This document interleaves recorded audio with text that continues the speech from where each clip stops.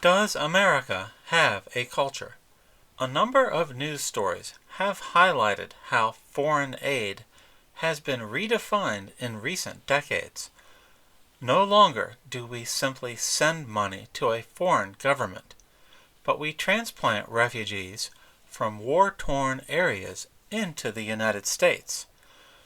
We no longer follow the quaint 1970s notion of America being a melting pot where different immigrants are assimilated into becoming Americans by embracing our culture. Do immigrant groups gain the impression that as we Americans lack a culture of our own, so therefore they need to bring their culture intact from places like Sudan, Somalia, or Afghanistan? And what do we get out of this deal? Let's look first at the story of alleged fraud in the state of Minnesota. Massive entitlement programs have been issued by the American taxpayer to immigrants such as the Somali immigrant community beginning in 2014, who were imported into the state of Minnesota from that country. The taxpayer assistance is provided free of charge to the immigrants, with no requirement that these funds ever be repaid to the American taxpayer. Because, after all, taxpayer money is something that most politicians spend freely without constraint. It's not their money. Who cares? It is interesting to me that the Somalian community entering our country has brought the culture with them that they were fleeing their lives from.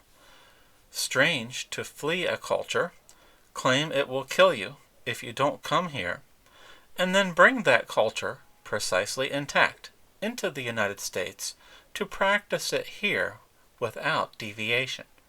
The importation of alien cultures serves the purpose of the Democratic Party in states like Minnesota and Washington.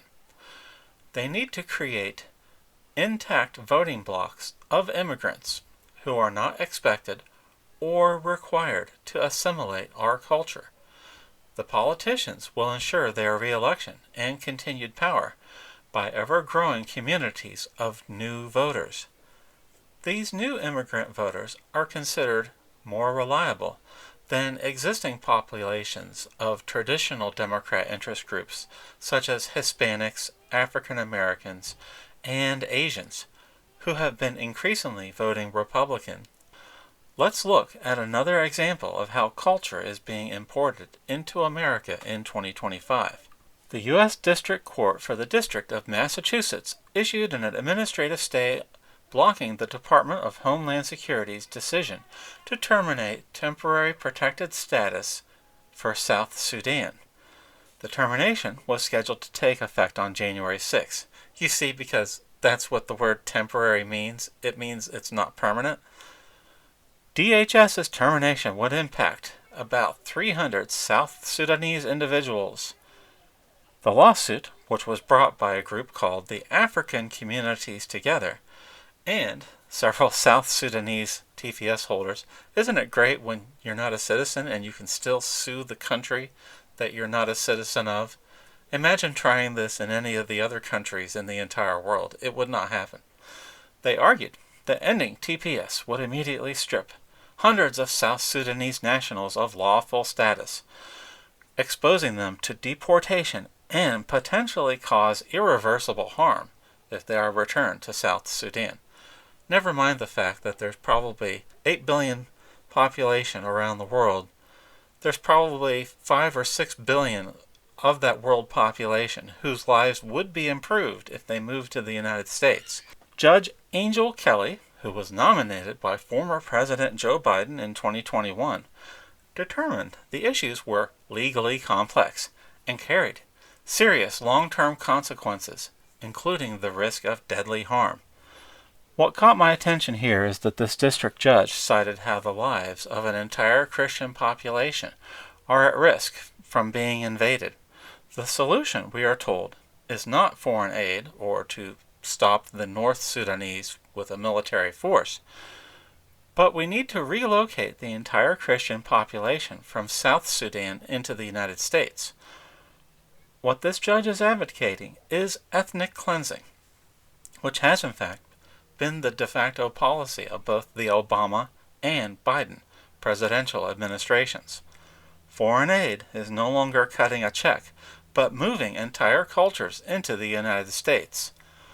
Cultures that will reliably vote Democrat for 100 years to come, or at least as the concept goes, by ceding the country of Sudan to the invading Muslims, Afghanistan to the invading Taliban, and Somalia to their warlords. Ethnic cleansing has become the official policy of the United States. How did ethnic cleansing become our government's policy? 30 years ago, President Bill Clinton bombed Serbia for almost a full year to stop the Serbian policy of ethnic cleansing, where entire communities, towns, and countries were being forcibly relocated. We must not allow, if we have the ability to stop it, ethnic cleansing or genocide anywhere we can stop it. Yet now, in 2025, we have American judges who believe in ethnic cleansing and are the chief facilitators of such a policy, because it is seen to benefit one party's plan, which seems rather similar to replacement theory. So what's so bad about importing another culture to our country?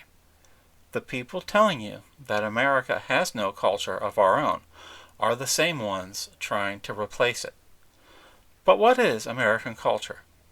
I'd like to close by showing you this clip from the Paul Giamatti HBO miniseries John Adams.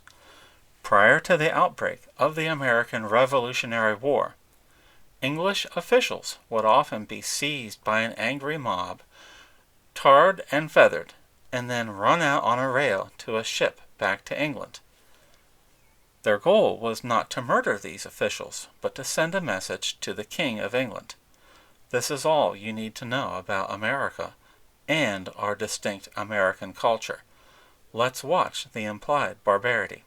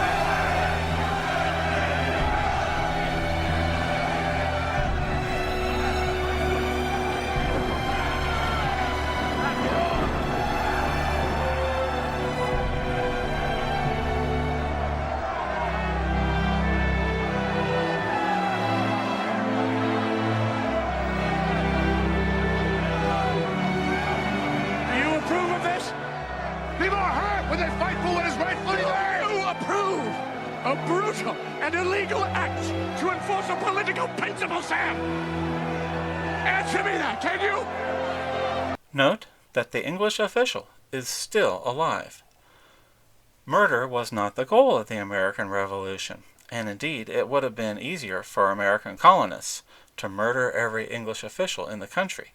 Instead, they left men like this alive so that they could deliver a message back to the King of England about unfair taxation.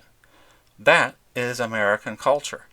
And when you see young Democrats being trained in 2024 and 2025 in our schools and universities to kill foreign opinion, please note that the origin of such teachings is foreign to our nation. The desire to end debate by murdering political opponents is Marxist and communist in origin, not American. Remember that the next time you see elected American officials doing their level best to replace American culture with someone else's. It is not in our nation's best interests and has everything to do with the power of the party in question. Thank you for your time, and God bless America as we start 2026.